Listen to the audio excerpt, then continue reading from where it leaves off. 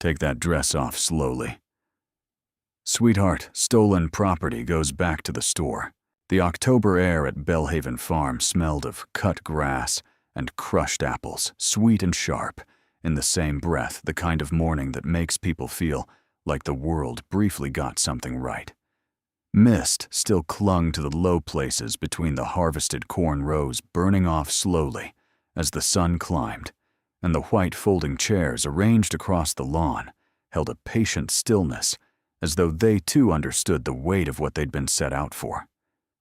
String lights woven through the old split-rail fence caught the early light and scattered it in small pieces across the damp grass.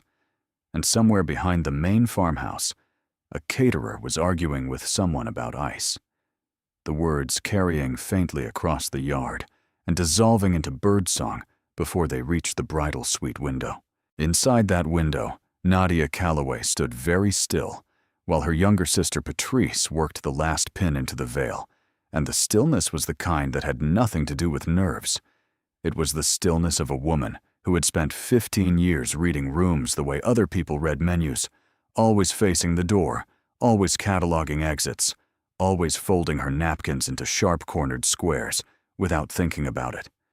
She was 39 years old, with calm brown eyes and hands that never fidgeted, and the only thing that betrayed any feeling at all that morning was the single, almost invisible trembling of her lip when Patrice lifted the veil and let it settle across her shoulders.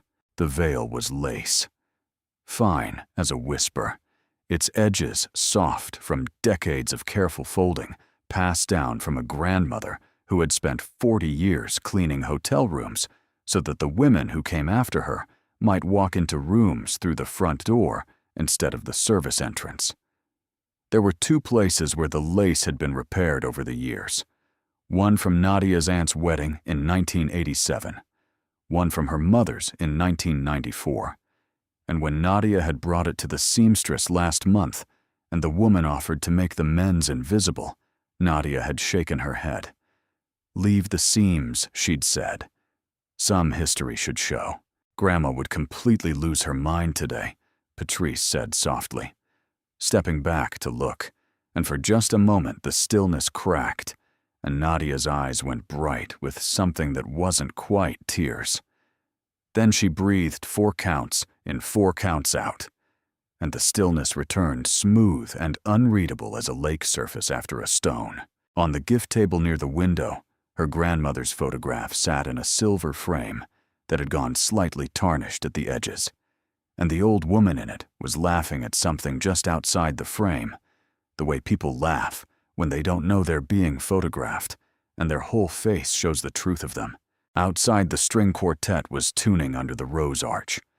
120 white chairs were filling up with people in their good clothes, and somewhere near the fence line, a flower girl was already chasing a butterfly with single-minded devotion that had scattered her basket of petals across 6 feet of lawn. Nadia touched the hem of the veil, once then let it go. 6 days before the wedding, a sample gown had disappeared from Harlow Bridal on Route 7, designer Beat It, worth more than most people's first cars, and gone from the fitting room between a Tuesday afternoon and a Wednesday morning.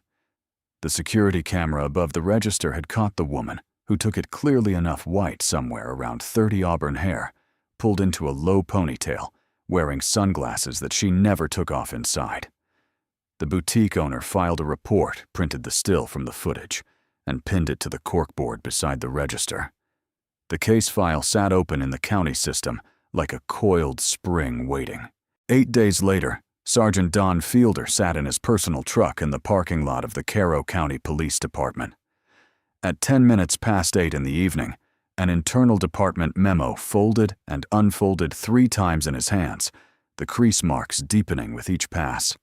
He was 51 years old and had spent 22 years in that building, not chasing anyone, not kicking in doors, but managing the thing that made everything else possible. The records, the reviews, the complaint files, the signatures that either kept a story alive or quietly ended it. The memo described a restructuring of the Internal Affairs Bureau and the appointment of a new commander with a mandate, and that word mandate had sat in his chest like a swallowed stone since the first time he'd read it to reopen old complaints and review prior dismissals. He'd read the name attached to the appointment, Nadia Calloway. He'd searched it the way a man searches for something he hopes won't come up, and what came up instead was a 15-year career that looked from the outside like a wrecking ball that had never once missed its target. Then he'd found the wedding announcement in the county lifestyle section, the kind of small-town notice that runs between the church bake sale and the 4-H results. Belhaven Farm. Saturday, 10:30 in the morning. What Fielder did next, he did quietly from the cab of his truck on a prepaid phone he'd bought with cash at a gas station 2 towns over. He called the county tip line and reported a disturbance at Belhaven Farm, a black woman in a stolen designer gown causing a scene. He used a piece of radio language that no ordinary citizen ever picks up a code number for a felony in progress. Then he ended the call before anyone could ask him a single question. He didn't call Ray Pruitt. He didn't have to. 22 years of watching the man had taught him exactly what Ray Pruitt did. When a call described a felony at an upscale venue, he moved toward it, like water finding a drain every time without fail, before anyone could suggest he might be in the wrong zone. Fielder had signed his name under the word unfounded 11 times across 14 years of Pruitt's complaint file, and he knew the machine he had built and maintained better than anyone alive. He wasn't pulling a trigger. He was just loading the chamber and leaving it on the table. Officer Ray Pruitt heard the dispatch broadcast at 10:14 in the morning and swung the cruiser around before the dispatcher finished reading the address, the way a dog moves toward a sound before it fully resolves into meaning. "That's not our zone," said Officer James Tully from the passenger seat. He was 28 years old and had been out of the academy for 10 months, still in the phase of his career where he polished his boots every evening and read the department handbook the way other people read scripture. Unit 6 drives like my grandmother Pruitt said, accelerating, and there was a particular kind of satisfaction in his voice that Tully had already learned to recognize and distrust the satisfaction of a man going somewhere he has decided he belongs. "Shouldn't we at least call the boutique first to confirm the gown is actually theirs?" Tully asked, and the question came out more carefully than he intended, shaped by 5 weeks of learning that certain things had to be approached from the side. Pruitt said the word confirm the way some people say a word in a foreign language they find absurd. 14 years rookie. You develop instincts. Some people belong at a place like Belhaven Farm, and some people are shopping for a story, and you stop needing a phone call to know the difference. He checked the mirror and smiled at nothing in particular. Tully said nothing. He'd been in the car long enough to understand that silence was the cheapest seat available, but something in his stomach was already doing the thing it did before bad calls, not a drop, exactly more like a slow rotation, as if his body was trying to show him something his mouth wasn't ready to say out loud. The GPS showed them 12 miles outside their assigned zone. Unit 6 was 4 minutes from Belhaven. Pruitt had already radioed himself en route.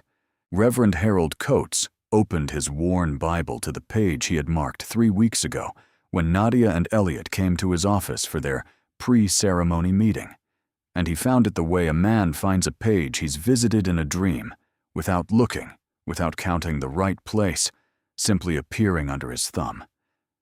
He'd been performing weddings for 31 years, and he knew the particular quality of light that fell over a gathering like this one, the way the air itself seemed to change when a crowd of people stopped being individuals and became something briefly unified, something that resembled hope more than any single person could manage alone. Elliot Calloway stood beneath the rose arch in his charcoal suit, with his hands loose at his sides, and his jaw doing the thing it had been doing since 6 that morning, the slight trembling that he had given up trying to stop, because stopping it, he'd decided was a kind of dishonesty. He was an architect by trade, patient, and exact, the kind of man who measured twice before cutting anything. Anything he liked to say, except falling in love, which he had apparently done in one afternoon in a Richmond coffee shop 3 years ago, while sitting across from a woman who ordered her coffee black and kept her back to the wall and read the room so thoroughly that she'd spotted his dropped napkin before it hit the floor. She had told him she needed 3 looks to be sure. She hadn't told him she'd also counted the exits. The string quartet began the processional, and 120 people rose from their white chairs and turned toward the end of the aisle, and the October light came through the rose arch in long copper bars that crossed the lawn like something being measured. And then Nadia appeared at the top of the aisle. She walked alone. She had told Patrice months ago that she had been giving herself to this life, one careful choice at a time, and she saw no reason to stage it differently on the one morning that belonged only to her and to the man waiting at the end of the grass. Elliot's chin trembled harder when he saw her, and then he laughed once, and the crowd laughed with him, and someone in the 4th row was already crying. Reverend Coates waited. The morning held its breath, and then from the direction of the gravel drive came the sound of boots on grass. He came up the center of the lawn, the way certain men enter rooms. They've already decided they own unhurried duty, belt creaking, radio murmuring at his hip, eyes moving across the scene like an appraiser, cataloging inventory, rather than a human being reading a gathering of people celebrating the most ordinary and extraordinary thing 2 people can do. 120 guests turned toward the sound of his footsteps, the way all attention instinctively swings toward disruption, and the quartet's music faltered and then stopped, in the way music stops when the players can't make sense of what they're looking at. "Sorry, folks," Pruitt said loudly enough to reach the back rows. "This isn't part of the program." He walked the full length of the aisle before stopping in front of Nadia, and he looked at her the way he might look at something found in a place where it had no business being. Not with anger, exactly, but with the particular flavor of certainty that requires no evidence, because it precedes evidence entirely. His eyes moved across the beadwork of the gown, the fitted bodice, the way the satin caught the light, the price visible in every seam. "Ma'am, we've received a report about a stolen designer gown matching this description," he said, and his voice had the professionally flattened quality of a man reading from an interior script he has revised many times. "Beadwork, like that designer label, these are samples. They don't leave the store. People like you don't come through the front door of that boutique." The sound that moved through the crowd was not quite a gasp, and not quite a growl, but something that lived between them, a collective intake of breath that had nowhere to go. Elliot stepped forward from beneath the arch. One hand raised his voice, already doing something between controlled rage and careful arithmetic. "Officer, this is my wedding. This is our wedding." Pruitt turned a look on him that was as brief and final as a door closing.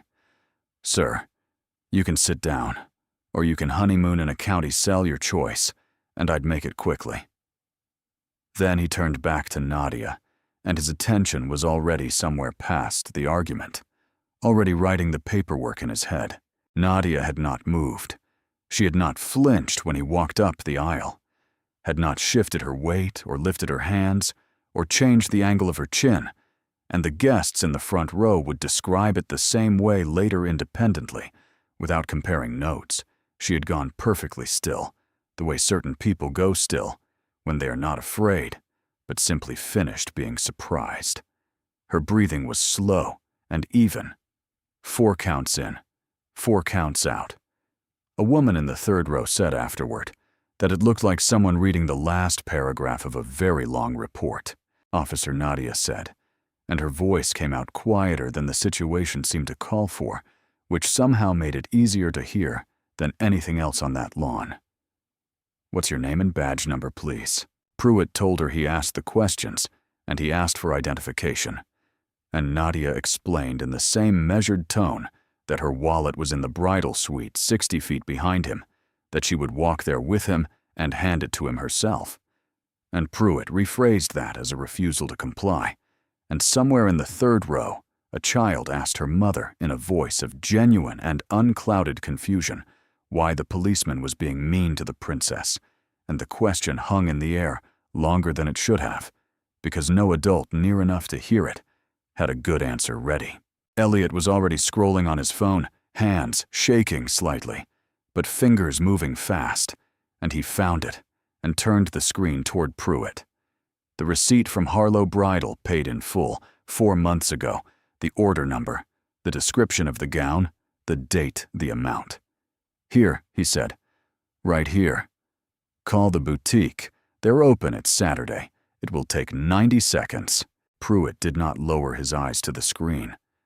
Not once, not for a single second. And this was the detail that Officer Tully would find he could not stop thinking about afterward, lying in his apartment with the kitchen tap dripping. Not the words Pruitt had said, but the way his eyes had never gone to that phone, because a man looking in good faith at a receipt looks at the receipt. Phone evidence isn't evidence, Pruitt said. Anyone can make a receipt look real.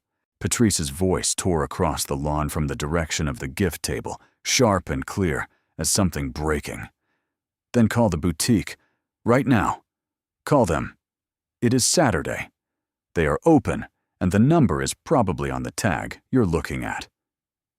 She was still holding her bouquet, the stems bunched tight in her fist. "Ma'am, step back. That is my sister. Step back." Tully shifted his weight and cleared his throat. "Kyle, maybe we should verify the receipt first. That seems like the..." "Watch the crowd," Rookie Pruitt said without turning his head, without breaking whatever calculation was happening behind his eyes, and Tully stopped talking and felt his stomach complete its long, slow rotation. What happened next exists in 80 separate recordings, shot from 80 separate angles, and every single one of them is difficult to watch. Pruitt reached past Reverend Coates, who had placed himself bodily between the officer and the bride, with the quiet deliberateness of a man who had been in Birmingham in 1963 when he was 9 years old, and had learned something then about the specific weight of standing still, and took hold of the veil. He pulled it. The pins tore loose. There was a sound like a small struck match and a strip of lace that had been sewn by a woman who cleaned hotel rooms for 40 years, so that her granddaughter might one day walk into places as herself, rather than invisible. That strip of lace fluttered to the grass like something shot in flight. Guests screamed. Patrice lunged and was caught by 2 cousins. Elliot's groomsmen held him back, and every one of them understood, with the sick clarity that comes in moments like that one wrong step from him meant 2 arrests instead of 1, and so they held on, and he let them. And he looked at his bride across the ruin of their ceremony, with his eyes doing something that had no good name. Nadia looked back at him, and she was calm. That was the thing nobody could explain that evening when they sat in corners and replayed the footage with shaking hands. Not quiet, not numb. Calm the way a person is calm when they are not reacting to what is happening, but simply recording it.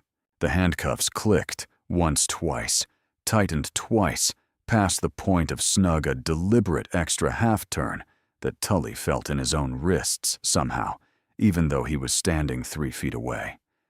The seam at Nadia's shoulder gave with a sound like a whisper, and white satin parted at the blade of her shoulder, and the cellist, a 62-year-old man who had played at 240 weddings in his career and had no frame of reference for this one, stood up from his chair and turned it to face the fence, because it was the only protest he could think of, and he needed to do something with his body. The back seat of the cruiser was hard plastic and smelled of industrial cleaner and something older underneath it, and Nadia sat with her hands pinned behind her back and the torn satin pulling around her waist like spilled milk, and looked out through the mesh window at the lawn where her wedding was becoming something else. Caterers stood frozen with trays. The rose arch had been bumped by someone and listed slightly left. The three-tiered cake sat under its glass cover on the gift table, like a message from a kinder timeline that hadn't arrived yet. Elliot stood at the fence line with his boutonniere crushed and his collar open, and his phone to his ear, talking in a voice that was doing something between arithmetic and grief. Nadia cataloged it all with the calm of someone who has learned to separate what is happening to them from what they can do about what is happening to them. Witnesses 120. Recordings at least 80 angles. Time of detention 11:34 a.m. Miranda warning not given. Cuffs double-locked no. She'd felt the second turn deliberate and unnecessary, the signature of a man asserting something beyond procedure. She filed it all away in the part of her mind that did not panic the part that had been built over 15 years, in rooms where the only power available to her was the power of paying attention better than anyone else in the room. Tully appeared at the window, hovering his expression, doing something she recognized as the particular agony of a person who knows they should have spoken earlier and is only now beginning to calculate what that silence is going to cost. "Ma'am, those cuffs, if they're too tight, I can leave them," Pruitt called from the hood of the cruiser, where he'd spread his paperwork across the metal like a man at a picnic, his tongue at the corner of his mouth as he chose his words with the care of someone selecting fishing lures. Subject became agitated. Subject refused lawful commands. Subject physically resisted detention. Tully read the lines upside down and said nothing. He had been there. He had watched a woman stand motionless in a garden. Then Pruitt glanced at the small camera clipped to his own chest, announced that the battery had been giving him trouble lately, and pressed the power button until the recording light went dark. Tully's own camera was still running. Pruitt didn't check. In 14 years, no one had ever checked. Pruitt finished his report and keyed the radio the way a man keys a radio when he is ordering lunch. Casual settled a transaction already completed in his mind before it was spoken out loud. Dispatch Unit 12 got a female in custody at Belhaven Farm on that gown call. Run a name for me. Female, black, mid-30s. Nadia Calloway. Nadia Calloway. In the county dispatch center, Carol Okafor typed the name into the system. The return came up in 4 seconds. She read it. Read it again. Her coffee stopped halfway between the desk and her mouth, and the dispatcher seated 2 chairs to her left heard her whisper 2 words to herself. Very quietly, the way a person whispers something when the ground has shifted under them, and they need to say something out loud, just to confirm they are still standing on it. 8 seconds passed on the open channel. 8 seconds on a police radio is nothing in a kitchen, and an eternity on a frequency that 46 patrol units are monitoring simultaneously. Up and down, the county officers who had heard the Belhaven call sat up straighter in their seats, because dispatchers do not hesitate. And when a dispatcher hesitates, it means the system has just shown her something the street doesn't know yet. Carol Okafor made a decision that was not in any protocol she had been trained on, because the protocol for the woman your officer just handcuffed at her own wedding is his new chain of command had not been written yet. She chose every word the way you choose each step, crossing a frozen pond, knowing that the weight has to be distributed exactly right, or something irreparable happens beneath you. Unit 12, be advised. A breath. That name returns clear, no warrants, no record. Another breath, and then Unit 12, that name returns to Deputy Director Nadia Calloway, Commander of the Bureau of Internal Oversight, sworn in last Monday. Unit 12, she is your chain of command. Please confirm copy. Silence has different flavors, depending on what caused it. And the silence that fell over that county frequency, in the seconds after Carol Okafor finished speaking, was unlike any other kind. It was the silence of 46 separate human beings running the same calculation at the same time and arriving at the same answer. And the answer was not good, for the man standing on the hood of the cruiser with a pen in his hand and a report he had just finished writing. Patrol cars rolled to gentle stops on shoulders across the county. A sergeant in a parking lot put down his sandwich. A rookie at a gas station stared at his radio and forgot to replace the nozzle. Pruitt stood with the radio halfway to his mouth for a long moment, and the color left his face the way tide goes out gradually, and then all at once, and revealing things that had been underwater. He looked at the radio as though it had appeared in his hand, by some process he couldn't account for, and was saying things he was certain it had no right to say. Tully took half a step backward. Pure instinct, the instinct to be outside a blast radius before it goes off. The wind moved through the rows of harvested corn. 120 people stood on the lawn of Belhaven Farm and breathed. Pruitt pressed the key. It took him 2 tries to get the sound out. Copy. He stood on the gravel beside the cruiser hood and did not move for a moment that guests at the fence line would measure later as the longest they had ever watched a man not move. And what they were watching wasn't stillness. It was the last moment before a structure that has been weakening for a long time finally accepts what is happening to it. His paperwork was on the hood. The report. Subject became agitated. Subject refused lawful commands. Subject physically resisted detention sat there in the October air. The ink still fresh, the sentences already beginning to mean something very different than they had meant 3 minutes ago. Inside the back seat, Nadia watched him through the mesh window. Her chin was still level. Her breathing was still even. She had the expression of a woman who has reached the last page of a report she has been writing for a very long time.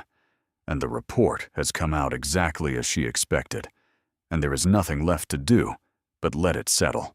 Pruitt looked at the car. She looked back. His eyes asked a question that he would not have been able to name out loud. Hers answered it without blinking. I've been waiting for you to figure this out since I sat down. He pressed the key again and said copy, and the word landed on the frequency like a stone dropped into a well, and every unit monitoring the channel heard it and understood that whatever came next was going to matter for a very long time. Tully stood 3 feet away, his camera still recording his face, doing the complicated arithmetic of a man who is only now understanding the full shape of where he is standing. Chief Raymond Holloway arrived 11 minutes later in his personal vehicle, wearing a golf shirt, his face the particular shade of gray that concrete goes when it has been rained on too many times. He crossed the lawn with the walk of a man, aging a year per step, taking in the leaning rose arch and the scattered programs, and the guests clustered in rings, and the bride in the back seat of a patrol car with a torn shoulder and her grandmother's veil in an evidence bag on the front seat. "Get those cuffs off her," he said, and his voice had the quality of a man who has just realized something he cannot unrealize. "Now." "Not yet," Nadia said, and her voice through the window was the same voice she had used to ask Pruitt for his name and badge number. Quiet, precise, not unkind, and completely immovable. She told Holloway what was going to happen next. The wedding photographer, the stunned young man standing near the gift table with his camera hanging around his neck like a question mark, was going to photograph the cuffs her wrists, the torn dress, the tightness of the restraints, and Officer Pruitt's citation pad before anyone from the department touched anything. Then the department could have its cuffs back. What followed was the strangest crime scene documentation in the county's history. A wedding photographer, his hands shaking enough to affect the steadiness of the frame, shooting close-up documentation of a deputy director's bound wrists under a rose arch, while 120 witnesses stood in the October morning and watched. When the cuffs finally came off, the marks on Nadia's wrists received their own careful series, and Holloway watched it all with the face of a man accepting a bill he knows he cannot dispute. Nadia stood, rubbed her wrists, once straightened what remained of the dress with the flat of her hands, and looked past Pruitt toward the tree line at the far edge of the property. One question she said, and her voice had gone somewhere else, the way an investigator's voice goes when it is traveling backward along a timeline looking for the origin point. Who called this in? Because here was what nobody on that lawn had stopped to ask. The boutique had never reported a black woman. The photograph pinned to the register showed someone else entirely, and whoever had made that call had used police radio language. Someone had aimed a phone call at this wedding like a weapon. And the question was not whether it had been deliberate. The question was whose hand had been on the trigger.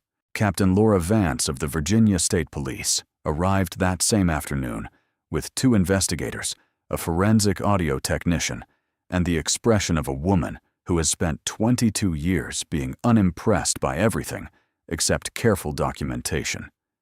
She commandeered the department's conference room, covered the interior windows with brown butcher paper, and began the work of building something solid enough to hold weight. The stones went in one at a time. The first stone was Tully's body camera, 41 unbroken minutes every second, time-stamped every word audible. The receipt offered, and Pruitt's eyes never going to the screen. The in-car audio from the drive over. Some people belong at a place like Belhaven Farm, and some people are shopping for a story. Then at the cruiser, the line that made one of Vance's investigators exhale slowly through his nose. Reports not about what happened. Rookie, it's about what holds up. Followed 90 seconds later by the sound of Pruitt announcing his battery was having trouble and pressing the power stud until the light on his camera went dark. The second stone was the cruiser's GPS. Unit 12 had been 12 miles outside its assigned zone when the call came in. Unit 6 had been 4 minutes from Belhaven.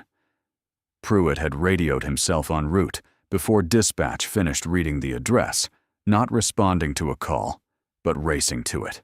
The third stone was the audio from the anonymous tip. The forensic technician stripped the distortion in a single morning. There was nothing sophisticated underneath it, just a cheap pitch-shifting app applied to a voice that was male, middle-aged, local, and calm in the particular way that reveals preparation rather than composure. And in the transcript, snagged like a thorn in a sleeve, was the phrase that had bothered Carol Okafor. From the moment she heard it, the caller had used a radio code number, not a description, not someone's stealing something. A code number that lives in the vocabulary of people who have spent years keying radios. The tip line phone was prepaid, bought with cash. But prepaid phones still talk to cell towers, and the call had connected through a single tower covering a stretch of Route 7. Inside that coverage area sat a gas station 2 miles from the precinct. The owner of the attached car wash had installed a camera last winter after teenagers kept stealing wax tokens, and it was pointed at an angle that caught the corner of the parking lot that every other camera missed. The car wash footage showed a gray pickup truck backed into the far corner of the lot, deliberately positioned outside every angle the driver knew about. And then there was the angle he didn't know about. And in that angle sat the truck, the license plate, and a man in the driver's seat with a phone pressed to his ear at 10:52 in the morning. The plate came back to Sergeant Don Fielder. 22 years. Records and review. The same name signed at the bottom of 11 complaint files with the word unfounded written above it. Vance stood in front of the corkboard late that night, with one thumb hooked in her belt, rearranging the pieces until they made the kind of sense that stays with you. Fielder had read the memo about the new internal affairs commander, an outsider, a woman with a 15-year record of making buried things visible, arriving with the authority to reopen whatever had been closed. He had searched the name and found the wedding announcement in the local paper. He had looked at the boutique report from 6 days earlier and recognized the loaded chamber someone had left lying around. He hadn't ordered Pruitt to do anything. He had simply dropped a call he knew would cross Pruitt's radio at the right time, with the right details in it, and then trusted 14 years of observed behavior to do the rest. He knew Pruitt would race to beat other units. He knew Pruitt wouldn't verify. He knew Pruitt would write the report before he asked the first question. He had watched those habits form, and he had protected them 11 times with his own signature, and now he pointed them at a woman he needed gone before her first day at the desk. He had used a colleague like ammunition, and the ammunition had no idea it had been fired. Nobody threatened Officer James Tully directly. That was the thing he tried to explain to his sister on the phone 4 days after the wedding, and the thing she had the most trouble understanding, because threats are something you can point to and name, and what was happening to Tully didn't have a name. Exactly. It was just the air in the building changing around him, the way air changes in a room where something is spoiled, but nobody wants to open the refrigerator. Hallways went quiet when he came through them. Conversations died in doorways the way they used to die when Pruitt walked in, which told Tully something about whose side the silence thought he was on. One afternoon in the parking lot, he found the driver's side mirror of his cruiser folded flat against the glass. Not broken, just folded, which was a kind of message that had deniability built into it from the beginning. The best kind of message if you needed to send one while keeping your hands clean. A former instructor from the academy called to check in friendly as a handshake, mentioning in the course of the conversation how small a county could feel for an officer who had developed a certain kind of reputation. Tully thanked him and hung up and sat at his kitchen table for a long time, with the faucet dripping steadily in the background, the way kitchen faucets drip when you're alone and can't think of a reason to get up and fix it. The notebook was on the table in front of him. He'd started it that Saturday evening because his hands had needed something to do while the rest of him processed what his eyes had seen, and he'd written everything down while it was fresh. Times, locations, exact quotes, the sequence of every moment from the time Pruitt turned the cruiser around to the time Carol Okafor's voice came through the radio, and the color left Pruitt's face in stages. He read it through, cover to cover that night, page by page, the kitchen tap marking time in the background, the corners of the pages going soft under his thumbs. Monday morning, Tully walked into the conference room with the brown butcher paper over the windows, sat down across from Captain Vance, and put the notebook on the table between them. "I should have said more than, 'Maybe we should check the receipt,'" he said, and the words came out rough, scraped from somewhere down in his chest, not the smooth, professional voice he'd been practicing for 10 months. "I've thought about it every night since Saturday. She was handcuffed at her own wedding. I held her grandmother's veil in an evidence bag." He stopped jaw-working through something. "Whatever this costs me, write all of it down. Every bit of it." Vance looked at him for a long moment. "Sit down, officer," she said. And for the first time in 11 days, Tully heard something in a person's voice that felt like it might hold weight. His testimony sealed every seam in the case. The cuffs tightened deliberately, the camera powered down on purpose, the report written like fiction with a running commentary to match. The case that might have had gaps now had none. Carol Okafor drove home Saturday evening and sat at her kitchen table without turning on the lights, and in the dark she ran the moment backward and forward in her head, the way you run something backward and forward when you're trying to understand it, rather than just remember it. 4 seconds for the system to return the result. Then 4 seconds that belonged entirely to her, 4 seconds in which she had to decide what to say, how to say it, which words would carry the right weight, without tipping over into something that could be read as grandstanding or insubordination, or making a situation worse than it already was. 4 seconds to figure out how to tell a man that the woman he had just handcuffed was the reason he came to work every morning. No protocol covered it. She had looked for one briefly in the corner of her mind where training lives and found nothing because nobody had imagined this particular situation needed a protocol. So she had built one herself in 4 seconds out of nothing but the understanding that the truth had to be said, and said in a way that was impossible to misunderstand. And she had said it.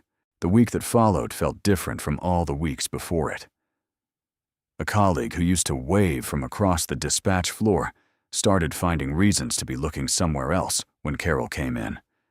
Another one nodded at her, with a slight tilt of the head, that she understood after a moment to mean something like solidarity, expressed at a distance, the way solidarity sometimes has to be expressed, when expressing it loudly carries its own risks.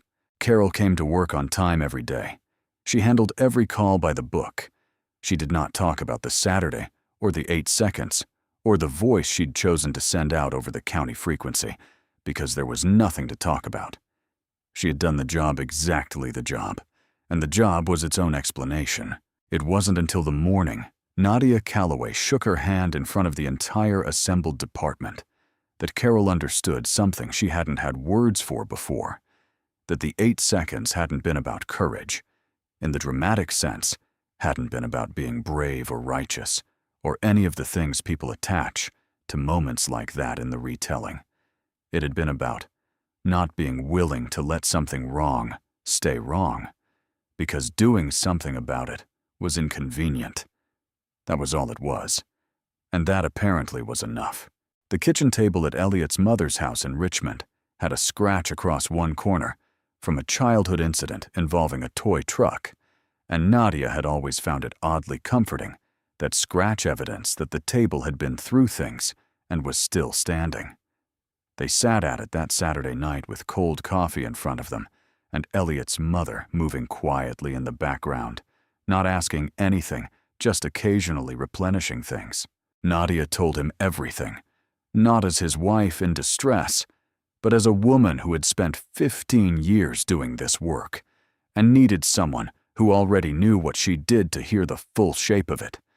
The anonymous tip, written in police code, the career record she'd been given access to before her first day, the 11 signatures on 11 closed complaints, the trap she had walked into wearing her grandmother's veil. Elliot listened without interrupting, which was one of the things she had known about him from the beginning, that he understood silence as a form of attention rather than an absence. When she finished, he was quiet for a moment. Then I stood there and couldn't do anything. You stood there, Nadia said. That was the thing you needed to do. One wrong move from you, and there are 2 arrests instead of 1, and now the story becomes something else, and the truth gets buried under it. You standing still while they handcuffed me was one of the hardest things I've ever watched someone do, and I've watched a lot of hard things. He turned her hand over on the table and looked at the marks the cuffs had left on her wrists, which were fading now but still visible, and he kept his eyes on them for a long time and said nothing else, and she let him look because she understood what he was doing. He was finding a way to hold what had happened that didn't eat him from the inside, and that was work that only he could do. And she respected the fact that he was doing it. What neither of them said out loud, but both of them understood, was that thousands of people were going to watch the footage from that morning and feel exactly what Elliot had felt, standing at the fence line, the suffocating helplessness of watching something wrong happen and not being able to stop it, and that those people needed this story to keep going until it came out right. Not because it would undo anything, but because it would prove that things could still come out right if someone refused to look away. Vance's team tracked down every person who had ever filed a complaint against Ray Pruitt, all 11, some of whom had moved away from the county, one of whom had moved out of the state, all of whom had been called once, documented once, and then never heard from again. There was the barber who had been pulled over 4 times in a single summer on the same stretch of road, always by the same officer. Never with a ticket, because there was never anything to ticket the stops, justified each time in the report as suspicious behavior, which meant, when you read the actual reports, nothing that could be pointed to and named. There was the middle school science teacher made to sit on a curb in front of 3 of her students, while Pruitt ran her license for 20 minutes on a Tuesday afternoon, the report noting only subject initially uncooperative, and the words resolved no action in Fielder's handwriting. There was a 20-year-old brought out of his own driveway and made to stand with his hands on the hood of the car while his mother watched from the front porch, the report listing probable cause based on officer assessment, which meant Pruitt had looked at him and decided. Every complainant was Black or Latino. Every review had been completed in under a week. Every closure carried the same signature. One woman reached by phone at her new address, 2 states away, said into the recording, in a voice so quiet it barely moved the needle, "I told the truth 9 years ago. Nobody ever called me back until today." Vance played that recording twice. Then she wrote on the butcher paper, in letters large enough to read from the doorway. He was never stopped. He was filed. The Monday morning after the wedding, before the building had fully woken up, Nadia Calloway walked into Chief Holloway's office and placed a single sheet of paper on his desk. And she did it the way she did most things, without flourish, without announcement, with the efficiency of someone who has already thought it through completely and is now simply executing the conclusion. She was the victim. Victims didn't run their own investigations. The moment she touched this case, every lawyer in a 20-mile radius would be on the phone calling it a vendetta, calling it personal, calling it anything that might cast a shadow on the outcome before the outcome was reached. She had spent 15 years watching that exact move work, and she was not going to be the reason it worked here. "Call Richmond," she said. "Get state police. Get someone who has no friends in this building. And give them everything they ask for before they ask twice.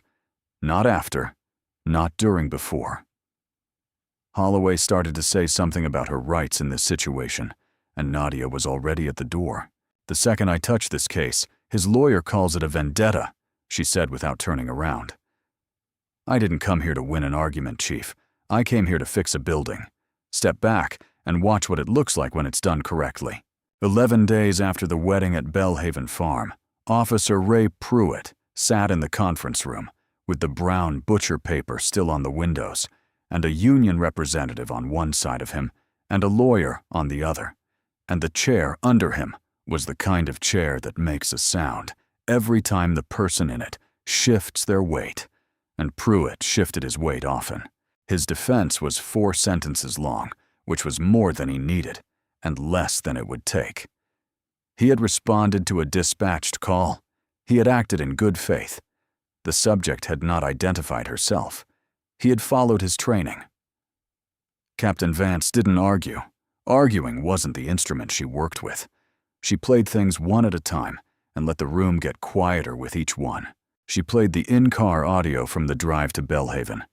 Some people belong at a place like Belhaven Farm, and some people are shopping for a story. She let it sit for a moment before she said anything, and what she said was, "This is from before you arrived at the scene, before you saw anything, before you assessed anything. Tell me what part of good faith begins before the facts do." She played the moment the receipt was offered. The phone held out Elliot's voice, the order number, the date, the amount, and the footage from Tully's camera showed Pruitt's eyes clearly. They did not go to the screen. Not once. Not for a fraction of a second. "Good faith calls the boutique," Vance said. 90 seconds. The number was on the tag you photographed. She placed Tully's written testimony on the table, the notebook with the careful handwriting and the exact times, and read the line about the cuffs being tightened a deliberate half-turn, past snug, and then she placed beside it the photographs the wedding photographer had taken, the marks on Nadia's wrists, the precise measurement of them, the clinical record of something done on purpose. Then she played the camera going dark. She laid the report on the table next to the synchronized footage, subject physically resisted detention, beside 3 separate angles of a woman standing in a garden with her chin level and her hands still. And she looked at Pruitt and said simply, "Show me which part of this is the training." Pruitt's lawyer asked for a recess. It was granted. Breaks don't change footage, and everyone in the room knew it. And when they came back, the room was quieter than when they'd left, and Pruitt was smaller in his chair than he'd been 11 days ago on the hood of the cruiser with his paperwork spread out like he had all the time in the world. Early Thursday morning, before 6 Virginia State Police vehicles rolled quietly into the parking lot of the Cairo County Police Department and came to a stop near the side entrance. They were not there for Pruitt. That matter was already resolved. They were there for the man who had spent 22 years making sure things like Pruitt were possible. Don Fielder was reaching for his coffee mug when they came through the door. He was in his uniform because he was always in his uniform. At this hour had been for 22 years, the habit sitting in him so deep it barely registered as a choice anymore. He didn't resist. He didn't speak. He looked down at his hands after the cuffs went on and stayed looking at them for a moment. And whatever he was thinking as he looked at them was not visible on his face. But the officer who arrested him would say later that it was the face of a man who has always known that a particular moment was coming, and is experiencing, in the arrival of that moment, something not entirely unlike relief. The colleagues who were in the building watched him walk through the door he had walked through for 22 years, and one of them looked away, and one of them kept typing without a change in expression, and one of them, a younger officer who had been on the job for 3 years and whose complaint Fielder had closed in 4 days, watched until the door shut and then sat very still for a long time before going back to what he'd been doing. The disciplinary board convened in the city auditorium because no room in the police department building was large enough to hold the number of cameras that had been credentialed for the hearing. And that fact alone said something about the distance this story had traveled in 11 days from a lawn in the countryside. Officer Ray Pruitt terminated immediately, decertified by the Commonwealth of Virginia, barred from carrying a badge in the state for life. The state's attorney followed with criminal charges, falsifying an official report, unlawful detention, and faced with the synchronized footage and his own partner's notebook, Pruitt took a plea. A conviction on his record supervised probation, 400 hours of community service. He left the courthouse through the side door and walked past the janitor who did not look up. And this was the first time in his professional life that he had moved through a public space and not been noticed. And it was the version of invisibility that has nothing to do with being overlooked and everything to do with no longer mattering. Don Fielder went to trial. He sat in a courtroom and listened to the cleaned-up audio from the tip line and watched his own license plate appear on the car wash footage and heard his signature read aloud 11 times in connection with 11 closed files, and the prosecutor's closing argument lasted 4 minutes and ended with he didn't abuse the system in spite of understanding how it worked. He abused it because he understood exactly how it worked, and he had 22 years of practice. Guilty. False reporting. Obstruction. 3 years, 18 months suspended.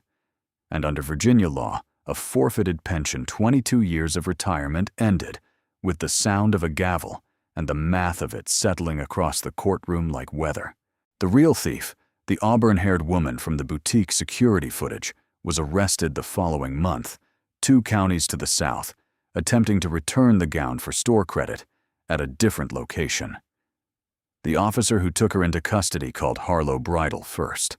The verification took 90 seconds. What came next reached beyond the county line. The state of Virginia issued a new directive. All 148 law enforcement agencies in the state were required to independently verify anonymous tips through callback or secondary evidence before any custodial action. No exceptions, no instinct clauses. The directive had a formal title in the state administrative register and an informal name that moved through law enforcement circles on its own, the Callaway Protocol. And it was the kind of name that sticks, not because someone decided it should, but because it described something real that everyone understood. A 10-year audit opened 14 old cases. 4 officers faced discipline. 3 people who had filed complaints years ago and heard nothing received letters that began with the sentence, most rarely written in American policing: "We were wrong, and here is what we are doing to correct it." The barber who had been stopped 4 times in one summer received his letter, read it twice, and drove to a frame shop. He hung it on the wall of the barber shop between his license and a photograph of his youngest daughter.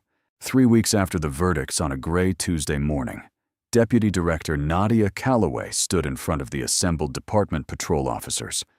Records, staff, dispatch, command staff. Every shift crowded into the briefing room until people were standing against the back wall and sitting on the windowsills, and she stood without notes and without a prepared text and without the particular kind of formality that people use when they want to keep distance between themselves and what they are saying. She had one request. "Dispatcher Okafor," she said, "please stand up." Carol Okafor was seated near the back with a coffee she hadn't finished, and she stood the way you stand when you weren't expecting your name, slightly startled, the cup still in her hand. Nadia let the room look at her for a moment. On the 4th of October, Nadia said this dispatcher read a name into a radio, and she understood exactly what it was going to set in motion, and she had 8 seconds to decide between what was comfortable and what was true. She let the number sit in the air. 8 seconds. Most careers in this profession never get tested that hard for that long. I have investigated police departments for 15 years, she continued, and her voice was quiet enough that the room had to lean toward it.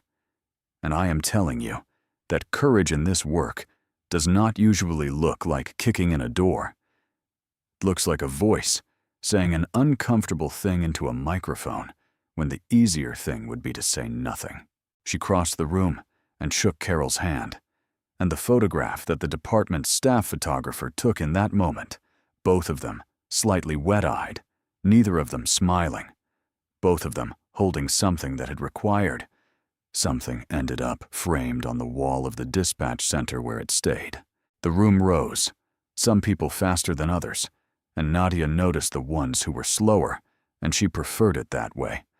Respect that has to be earned is sturdier than respect that is performed on demand.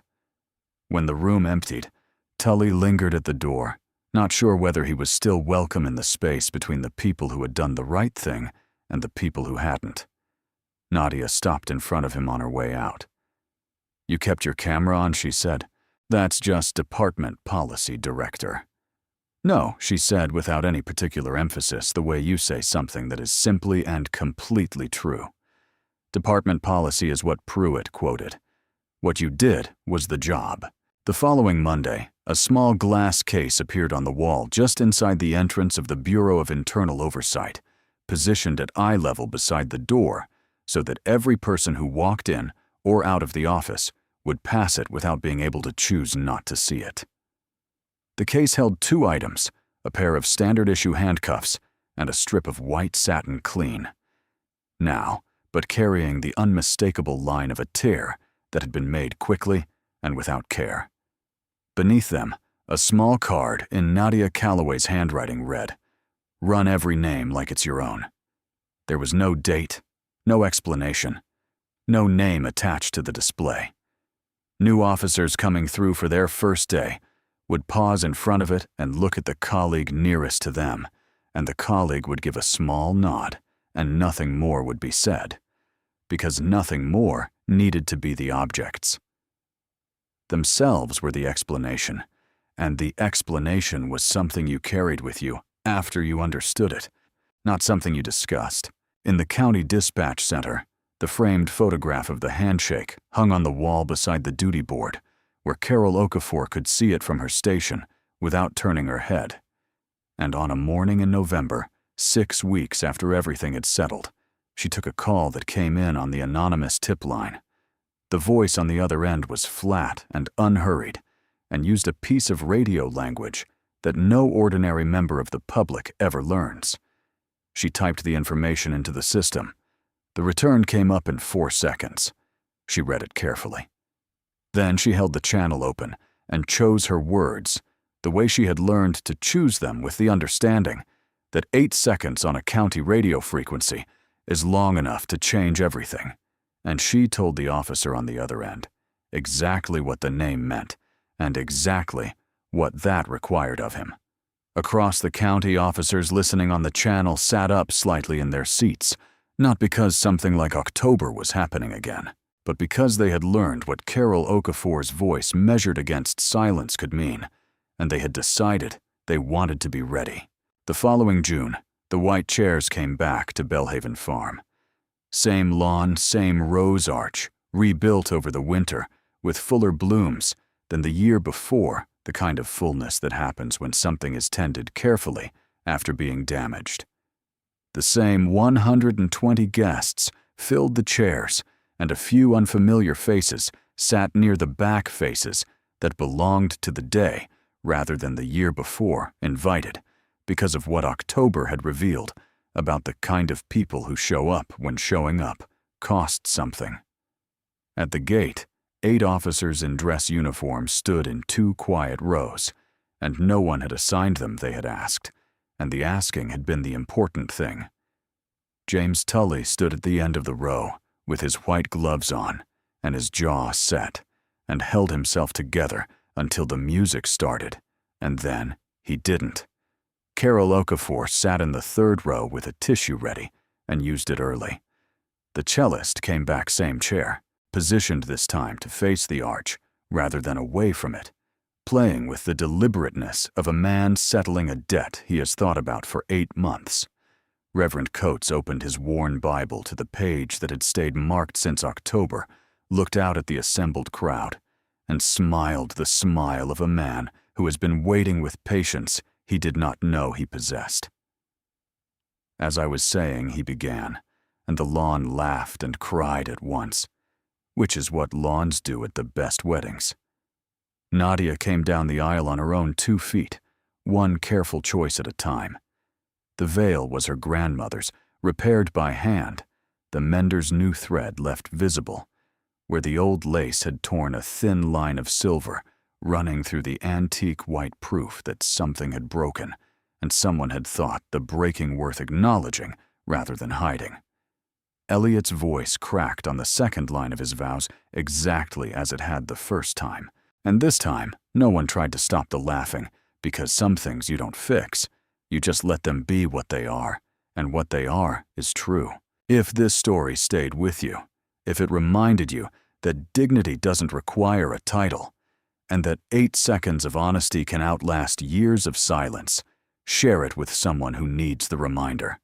Subscribe to our channel, because the next story is about the moment a quiet person decided to stop being quiet, and it will stay with you just as long.